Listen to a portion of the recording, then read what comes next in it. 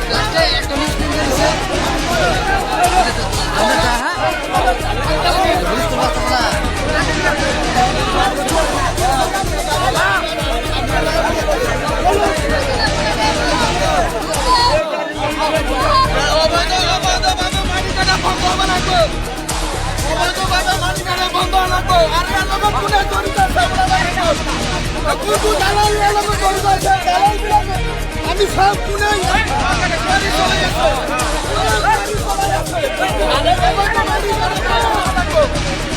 অবৈধ মালিকানা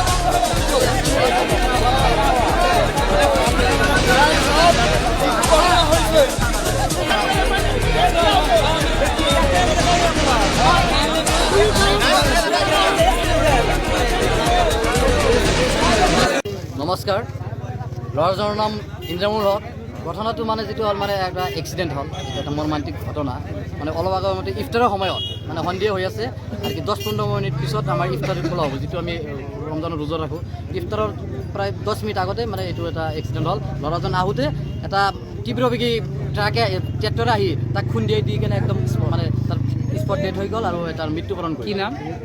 ল'ৰাজনৰ নাম ইন্দ্ৰমূল হক ল'ৰাজনৰ দেউতাকৰ নাম ইছৱালী। ইফতাৰ কৰিব আহিছে। ইফতাৰ কৰিব আহি আছিল। বেয়া খবৰ ৰমজান মাহত না? বেয়া খবৰ। আৰু কি আহিছে?